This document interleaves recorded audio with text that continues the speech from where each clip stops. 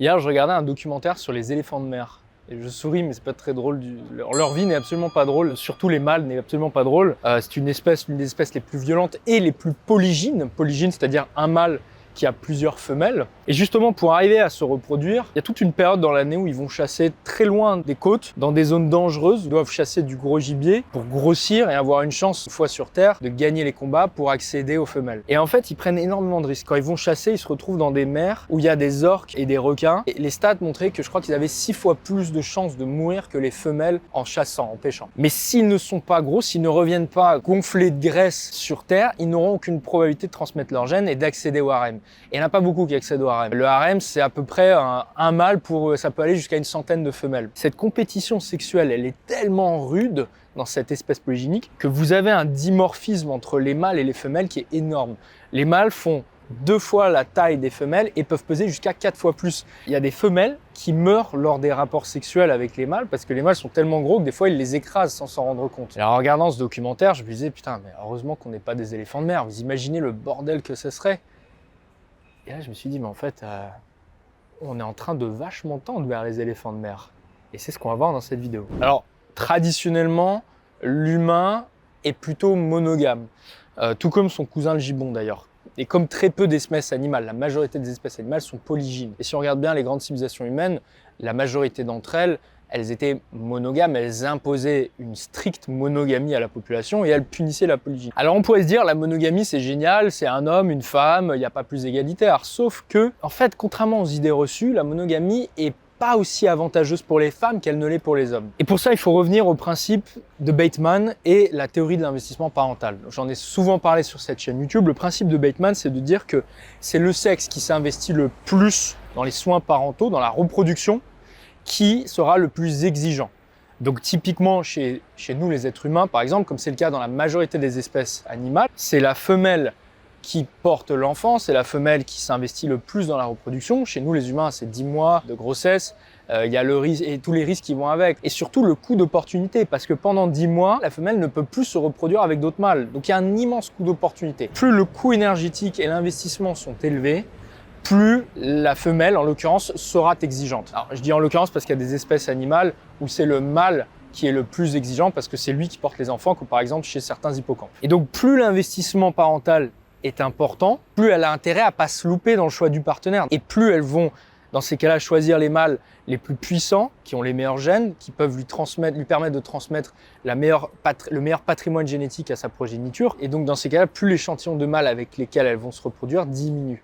Et c'est ce qu'on appelle la polygynie. Or, si maintenant vous leur imposez de la monogamie à ces femelles, ce que vous êtes en train de faire, c'est que vous êtes en train de leur couper leurs opportunités sexuelles. Vous êtes en train de les empêcher d'accéder au mâle avec le patrimoine génétique le plus qualitatif. Vous êtes en train de les empêcher de maximiser leur potentiel reproductif. Vous êtes en train de freiner la sélection sexuelle d'une certaine manière. Donc vous comprenez bien pourquoi la monogamie a plutôt tendance à désavantager la majorité des femmes, celles qui n'auront pas eu malheureusement accès du coup aux mâles les plus qualitatifs. Plus récemment sont apparus pas mal de changements dans la sexualité, dans la manière qu'on avait de percevoir la sexualité, le rapport homme-femme.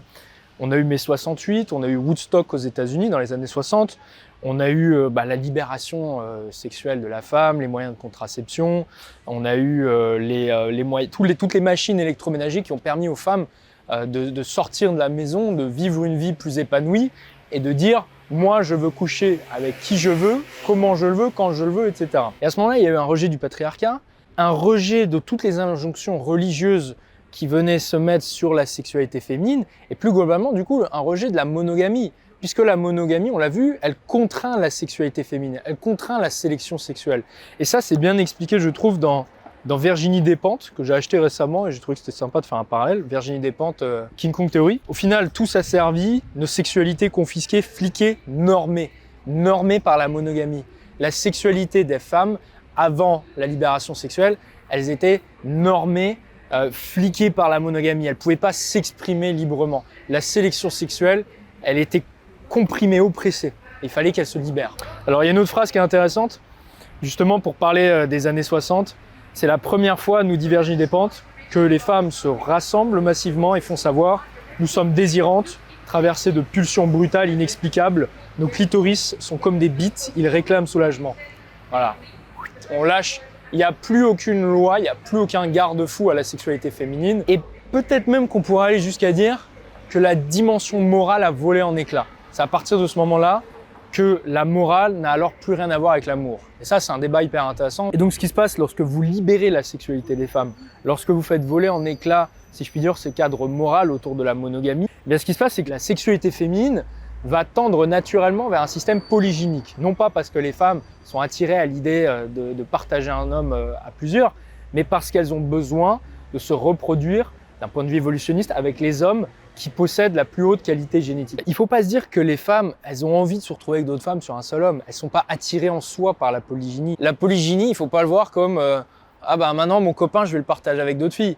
Non, c'est pas ça. La polygynie, c'est on va trouver un mec encore mieux que ton copain, mais tu vas devoir le partager avec quelques autres nanas. Il est plus intéressant pour une femme d'avoir accès à un homme hautement qualitatif, quitte à prendre le risque que cet homme aille voir d'autres femmes. Tout comme pour un homme, il est plus intéressant de se mettre en couple avec une femme entièrement loyale et fidèle, quitte à sacrifier quelques points de beauté pour y arriver. Comme je l'avais dit dans une précédente vidéo, c'est plus intéressant pour une fille de se partager Ryan Gosling à 37 filles, plutôt que d'avoir pour elle toute seule Robert, 52 ans, avec un ventre qui ressemble à une brioche. Donc plus la sexualité féminine est libérée, plus les femmes deviennent exigeantes, plus on tend insidieusement vers de la polygynie, et c'est ce qu'on voit aujourd'hui avec la monogamie à répétition.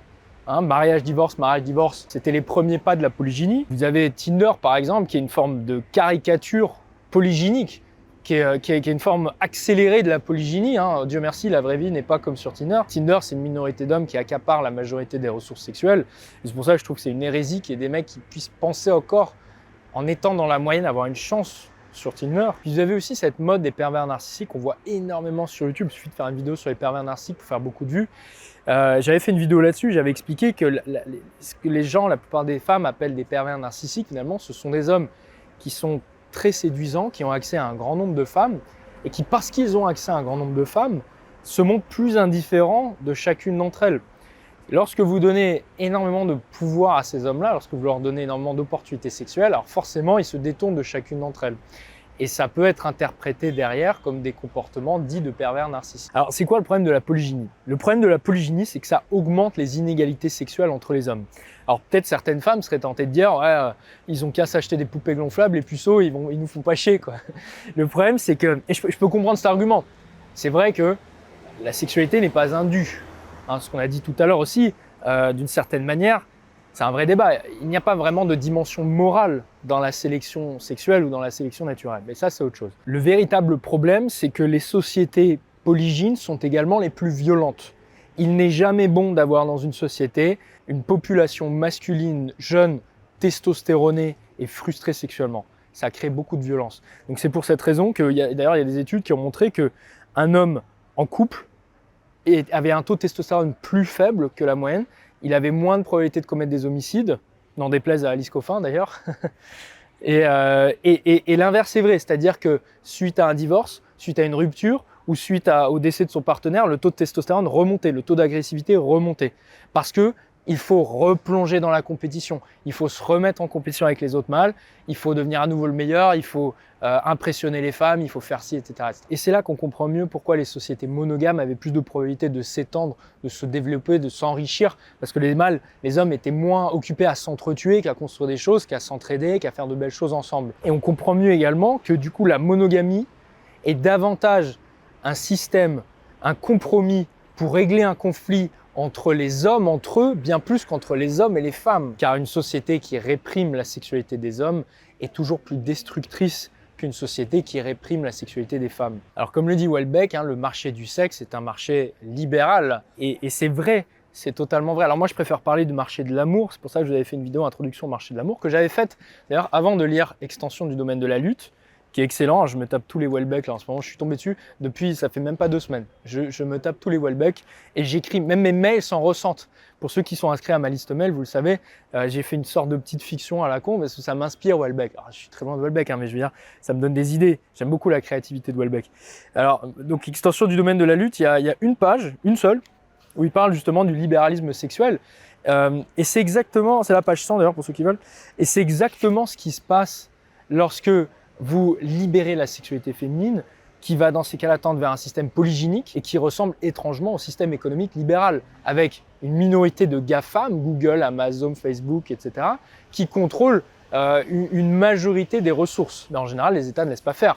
Parce que si on laisse faire, si on part sur un pur libéralisme, il est plus possible d'entreprendre. Et alors je me suis dit, plutôt que de fantasmer sur un marché sexuel social-démocrate, comme il en parle dans Particules élémentaires, là, chez les hippies sur la plage, quand ils baissent tous les uns les autres, je me suis dit, pourquoi pas anticiper une fiction avec cette fois un marché de l'amour libéral, mais avec une intervention de l'État. Après tout, si l'État intervient dans notre santé, si l'État intervient dans l'éducation de nos enfants, pourquoi il n'interviendrait pas dans l'amour et dans la sexualité? Et alors je me suis mis à imaginer un monde dans lequel vous auriez en fait ces hommes les plus séduisants qui seraient pénalisés par les États, qui devraient payer une sorte d'impôt pour leur beauté, pour leur puissance, pour leur charisme, et ils devraient redistribuer ça aux hommes les moins puissants. On pourrait s'imaginer, c'est de la fiction, attention, on pourrait imaginer des inspecteurs de l'amour qui viendraient vérifier les téléphones des hommes et qui viendraient vérifier qu'il n'y a pas eu d'abus de biens sexuels, par exemple. Voilà, est-ce que lui, il n'a pas trop de femelles? Est-ce que du coup, ça n'est pas un manque à gagner pour les autres mâles, etc. N'hésitez pas à développer dans les commentaires cette piste-là. Je suis sûr qu'il y a des mecs très très doués dans mes abonnés, donc n'hésitez pas, c'est intéressant à vous lire, et j'y réponds d'ailleurs. Et pour ceux qui veulent lire mes histoires, vous pouvez vous abonner à ma liste mail et vous obtenez en plus 10 étapes pour trouver une copine. C'est juste en bas dans la barre de description. J'envoie systématiquement un mail chaque dimanche. Même quand il n'y a pas de vidéo, j'envoie toujours un email le dimanche. C'est bien beau les fictions, mais qu'est-ce que j'en pense personnellement? Plus sérieusement, je pense qu'à l'échelle globale, effectivement, la polygynie est dangereuse. Elle augmente les violences, ça présage rien de bon. Mais j'ai envie de me faire un petit peu l'avocat du diable, j'ai envie de faire un peu comme Gorgias quand il défend Hélène, je vais défendre la polygamie, je vais faire l'avocat de la polygynie. Je pense qu'il y a malgré tout un avantage à la polygynie, mais c'est un avantage individuel, c'est le dépassement de soi. Certes, la polygynie augmente la compétition entre les hommes, mais elle le fait rarement de manière frontale et fatale, comme chez les éléphants de mer.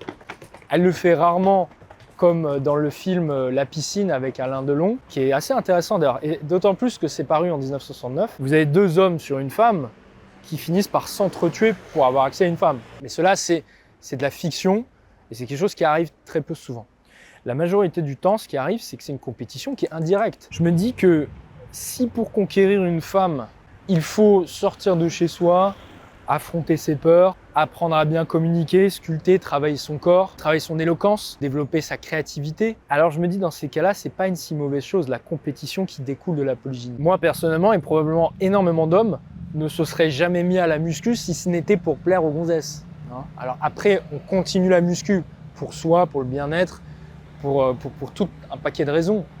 Mais à la base, on s'est mis à la muscu ou à la guitare pour les gonzesses. Avant de conclure, et pour ceux que ça intéresse, moi personnellement, je ne suis absolument pas polygame, c'est vraiment pas quelque chose qui m'attire. Je considère que gérer une femme, c'est déjà bien assez compliqué comme ça, c'est pas pour venir en rajouter d'autres. J'ai un objectif très simple, et je dis bien un objectif, c'est pas un rêve, c'est de m'investir auprès d'une seule et unique femme, celle que j'appelle ma reine, lui faire des enfants et de vivre tranquillement en campagne. Je vous ferai peut-être une vidéo là-dessus si ça vous intéresse. Maintenant, pour tous les hommes monogames qui veulent exploiter l'hypergamie féminine à leur avantage, et c'est tout à fait possible puisqu'on l'a vu, les femmes ne sont pas polygames en soi, c'est juste qu'elles recherchent les hommes les plus qualitatifs, les hommes les plus stylés, et on peut devenir cet homme stylé, et on peut garder l'attention féminine sur le long terme, on peut garder sa femme amoureuse sur le long terme.